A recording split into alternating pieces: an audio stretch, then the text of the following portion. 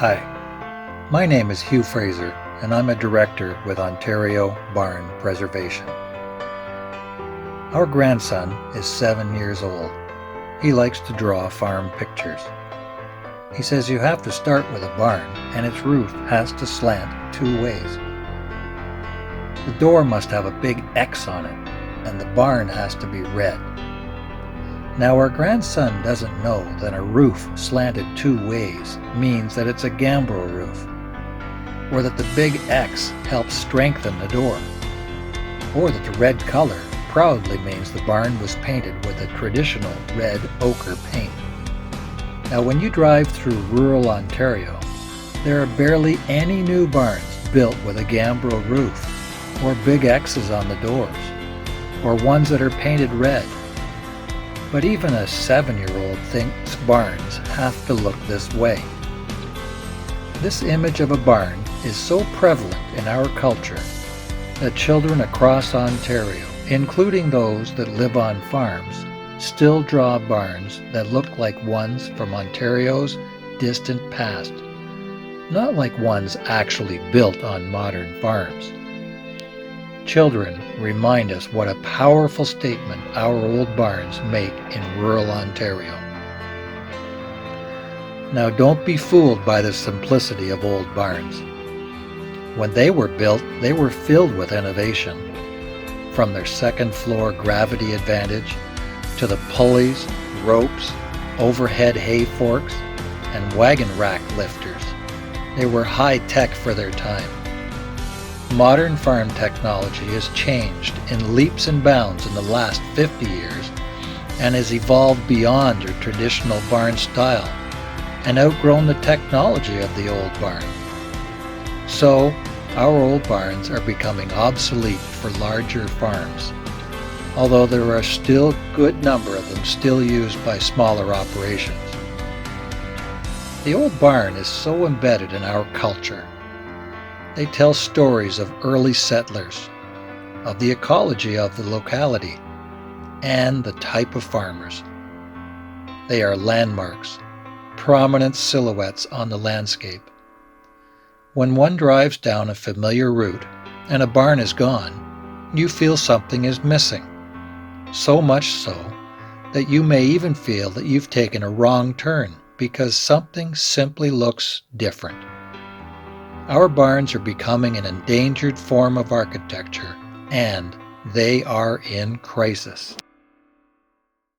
So I had heard of barn preservation organizations in the United States through my architecture research at school and for my business. And after converting my own home, I knew I had to do more. Barns were continuing to be torn down and taken down in rural areas that I drove through. And I knew that despite having no extra time in my life, that I had to do something now, and I couldn't wait till I had time. But I didn't know where to start. I didn't know where my other barn lovers were, nor did I have any idea how to start or run a not-for-profit.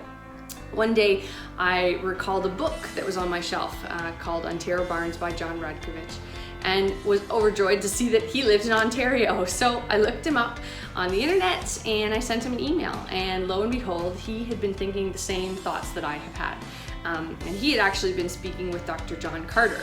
So John and I met in Mildmay in October 2018, and we brainstormed about how we would start this organization. And we started with the name Ontario Barn Preservation. Dr. John Carter connected us to Will Samus, Matt Somerville, and Lynn Prinskis, who also shared a love of barns, and from there we grew.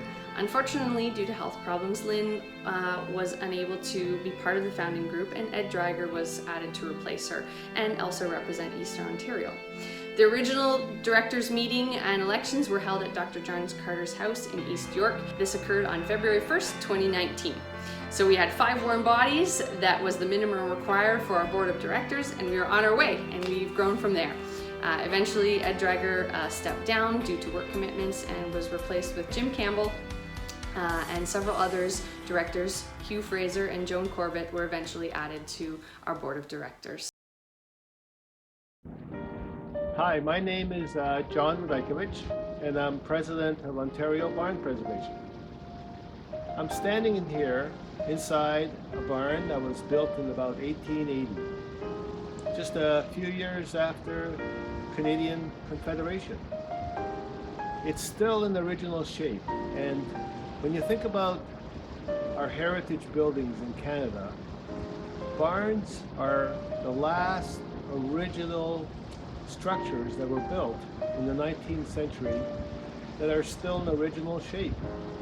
And just for that fact, it's a good reason to preserve this architecture. My interest in barns came from the fact that I built my house as a post and beam structure in 1984. And when I looked around my area, I thought, well, there are no post and beam houses around here. I really never saw one until, of course, they were all around me. And these are called barns. Every barn is built of a timber frame method that uses mortise and tenon and then wooden pins to put it all together. And it wasn't until I walked into one about a couple of years later after I built my house that I thought, wow, these are incredible structures. Way bigger than my house and still here after 100, 140 years. And that's where my interest really took off. I've been thinking about forming a barn organization for years. And in 2019, Krista, our current vice president, called me out of the blue. And we met, and in March of 2019, we formally organized and formed the Ontario Barn Preservation. I think it's really important because education of this structure is very important. As I've said, this is the last of the original buildings we have from the 19th century that haven't been touched. So Ontario Barn Preservation is going in lots of different directions. We have so many great ideas that we want to undertake in the near future and the long-term future. But our central point and our central goal is to be a connection, a clearinghouse for all barn-related information. Whether you're looking for a contractor or an engineer, or if the municipalities are looking for information on ideas to support their plan and policy, or for just the general public to come and learn about barns and our history. Some of the specific accomplishments that we've achieved to date and that we're really proud of is we're about 75% through preparing a barn census database for all of Ontario barns, where we'll collect, research all the barns in Ontario and collect a baseline of information about barns. And it's going to be a really great resource and tool for universities, students, historians to learn about how the different areas were settled and the styles of the different areas in Ontario. We've grown to about 50 members. We have 8 board members and 4 regional representatives currently in our organization, and hoping to grow those. We've set up a directory for consultants, contractors, engineers called our Barn Specialist, which is a list of resources for people to find the expertise they need to help preserve, convert, repair, and even potentially sell their barn. We have a blog and social media outreach to keep people informed and give the general public some information about barns on a regular basis. We do a AGM and our general meeting every year. We've now done 2 AGMs. We're 2 years old. We have available online a glossary, a bibliography, frequently asked questions for our members. So those are some of the few achievements that we've done to date. We have a few long-term visions for our organization. The first one being to create and develop funding programs for our heritage barn barns.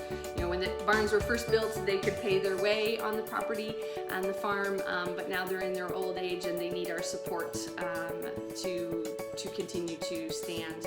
We also want to work with policy leaders to create policy that supports keeping our barns up rather than making it easier to take them down than to make them comply with policy.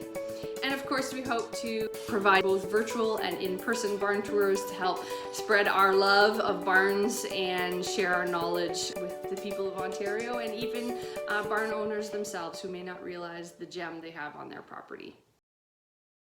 Is it possible that millions now living in North America have never seen a barn, let alone been in one?